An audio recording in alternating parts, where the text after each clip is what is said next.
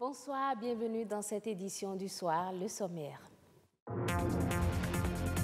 L'élimination de la transmission du VIH de la mère à l'enfant est désormais inscrite à l'agenda de la Fondation Claudine Talon. Une table ronde a été initiée depuis lundi pour sensibiliser les acteurs de la santé et mobiliser des ressources.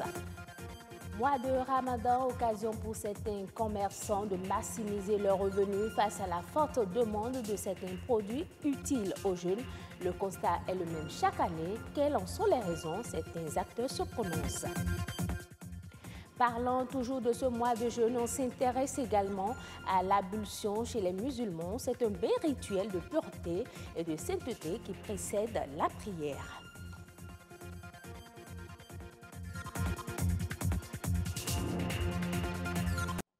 La Fondation Claudine Talon a initié, et ce depuis ce lundi, une table ronde. Principal objectif, mobiliser et sensibiliser sur l'élimination de la transmission du VIH-Sida de la mère à l'enfant.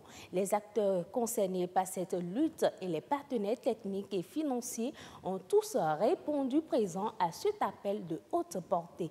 Alexis Kenom, Alès Donsi, Christelle Tongodo. Il y a quelques mois déjà, décembre 2017, la première dame s'est prononcée sur la gestion inachevée du sida lors du panel de haut niveau de l'Organisation des premières dames d'Afrique luttant contre le sida. Dans cette dynamique, elle a souhaité, à la demande de certains acteurs et structures impliquées, l'organisation d'une table ronde nationale. Elle a pour thème « Prise en charge pédiatrique » et l'élimination de la transmission de la mère à l'enfant au Bénin. La situation des femmes et des enfants vivant avec le VIH au Bénin reste préoccupante. Selon les statistiques disponibles en 2017, sur 100 personnes contaminées par le VIH au Bénin, on dénombre au moins 10 enfants âgés de 0 à 14 ans, dont seulement 3 bénéficiant d'un traitement ARV. La mortalité des enfants infectés a quasiment triplé au Bénin en 2015 et 2016, révélant ainsi que la couverture et la qualité de la prise en charge pédiatrique sont en deçà des seuils acceptables. Des chiffres assez importants qui préoccupent plus d'eux. Cependant, les participants souhaitent plus d'action. Il faut nécessairement, et ça c'est important, de sensibiliser, d'intensifier la sensibilisation pour que justement de façon progressive, les gens puissent déjà se faire dépister, connaître ce que c'est que la maladie, se faire dépister, et à force d'en parler, la discrimination dont on parle, elle aura la forte chance de disparaître d'elle-même. La présente table ronde est également soutenue par Clayton Health Access Initiative. Notre mission est d'étendre l'accès aux services les plus efficaces de prévention et traitement du VIH à tous ceux qui en ont besoin. Notre approche est basée sur l'amélioration de la dynamique des marchés pour les médicaments et produits de diagnostic et consiste à faire baisser les prix des antirétroviraux et autres intrants, l'accélération de l'accès aux technologies nouvelles et à l'innovation pour sauver des vies, et l'aide au gouvernement. L'accès à des médicaments de qualité est un droit fondamental et non négociable. Les médicaments et d'autres produits de santé doivent être sûrs, efficaces, abordables et surtout accessibles. Au sorti de ces assises, les participants de cette table ronde ont effectué une visite dans les locaux du centre hospitalier et universitaire Surulere de Akwakpa. Vous l'avez remarqué tout à l'heure que nous avons un seul pédiatre. Donc tous les autres pédiatres qui sont recrutés sont à la charge de l'hôpital. Ça fait 1. 2, les investissements par rapport aux équipements. C'est l'hôpital en grande partie qui effectue effectivement cet investissement. À l'issue de ces différents échanges avec les différents membres de ce centre, Claudine Talon se réjouit des efforts et encourage le personnel du CHU Surulere d'Akwakpa. Une nouvelle loi interdit le commerce de l'essence frulatée sous toutes ses formes au Bénin. C'est ce qui ressort de la loi 2018-15 portant code pénal que les députés ont adapté hier mardi 5 juin 2018. L'article 929 de cette nouvelle loi stipule que le commerce des carburants, notamment l'essence super, essence tourisme, pétrole, gasoil, mélange de temps, ainsi que celui des lubrifiants aux abords des rues, des agglomérations et tout autre endroit autre que les dépôts et installations de la Société nationale de commercialisation des produits pétroliers ou des distributeurs agréés sont rigoureusement prohibés. Tout contrevenant s'expose à des sanctions prévues par le Code. La communauté musulmane a démarré son carême depuis des jours. C'est le mois de Ramadan qui est en cours et déjà la flambée des prix des produits de première nécessité s'observe dans nos marchés. Une équipe de notre rédaction est allée faire le constat. Christian Devouchi, Marcel Arrossi. Mois de Ramadan, les musulmans sont en jeûne. 30 jours au cours desquels ils ne doivent ni manger ni boire de l'aube au coucher du soleil. Au Bénin, ce mois saint du calendrier islamique rime très souvent avec spéculation.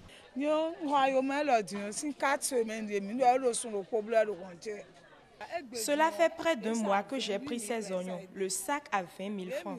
Actuellement, c'est déjà à 28 000 francs et plus. Alors qu'il y a quelques semaines, on en trouvait jusqu'à 15 000 francs. 16 000 et puis ayo local de Même l'ail local qu'on a pris le mois dernier à 35 000 francs est déjà à 45 000 francs.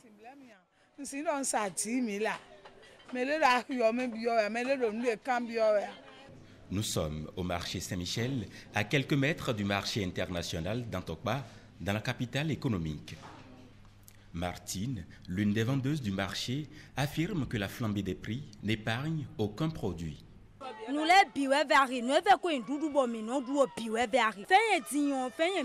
Tout est cher, tous les produits alimentaires. Le manioc qu'on prenait à 1 000 francs est monté jusqu'à 13 000 francs aujourd'hui. 13 000 francs.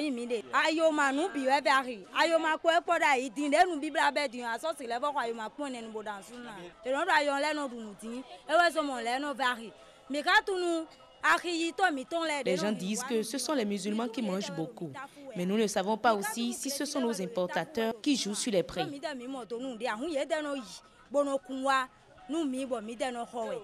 À quelques pas d'elle, on retrouve Joséphine. Elle est vendeuse de fruits. Chez elle, le problème n'est pas le même. Au niveau des fruits, là, il n'y a pas d'augmentation. Les fruits sont moins chers maintenant. Tous les fruits.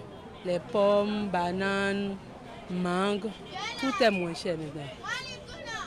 Mais le seul problème qu'on a là, c'est qu'il n'y a pas les acheteurs qui viennent. C'est le seul problème qu'on a.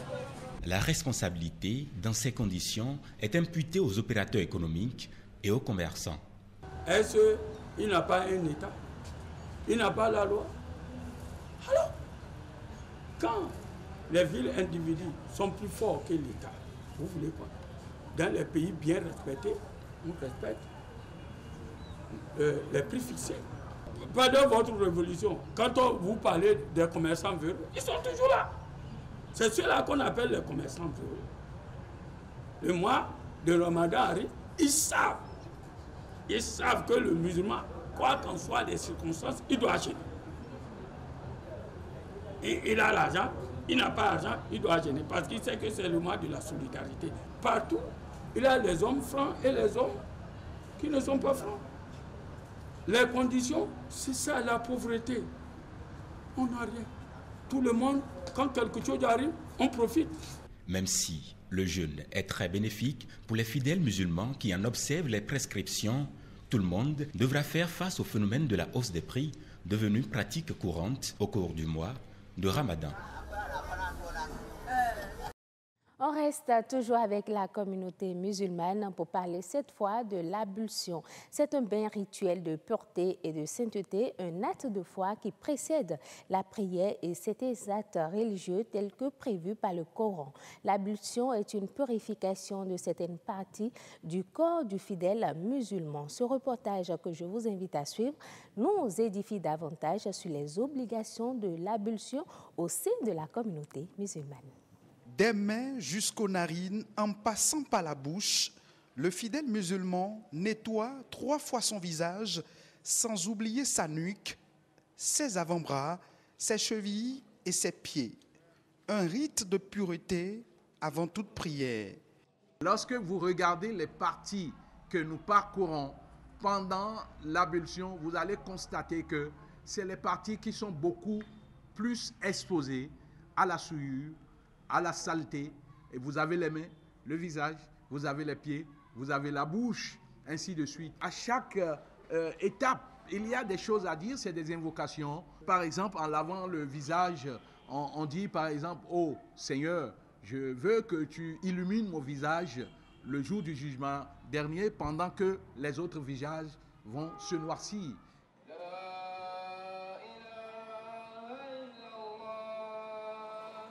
Quand il lave les mains, il y a des prières pour dire Dieu, purifie mes mains de tout ce que j'ai touché comme souillure.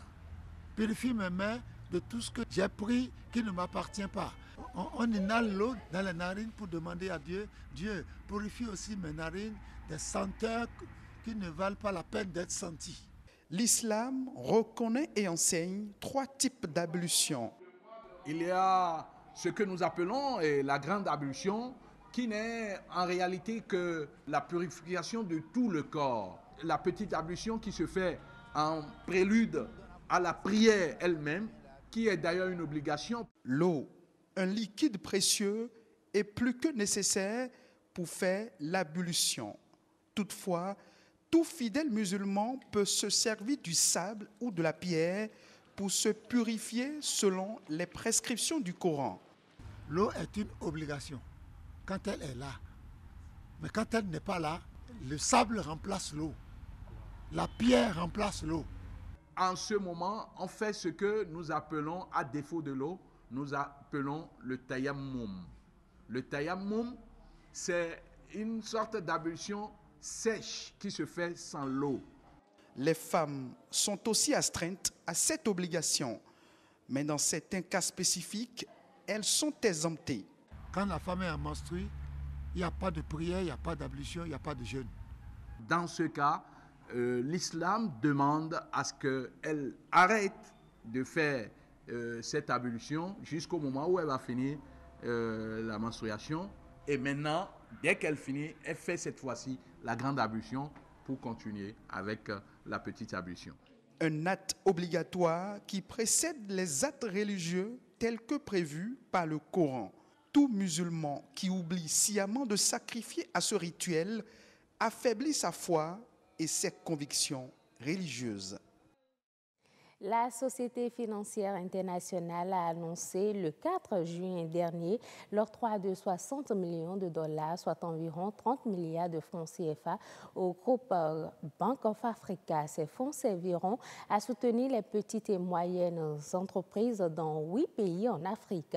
La Société financière internationale précise que la moitié des fonds seront alloués à des micro-entreprises dirigées par des femmes ainsi qu'à des projets visant à lutter contre le changement climatique.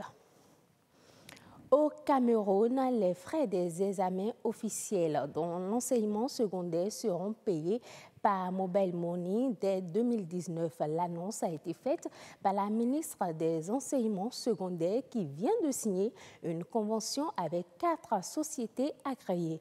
Ce nouveau mode de paiement aura le bonheur de mettre un terme au détournement des frais par les élèves eux-mêmes ou alors par certains chefs d'établissement qui hypothèquent souvent l'année scolaire d'innocents élèves. Merci de votre aimable attention. À demain.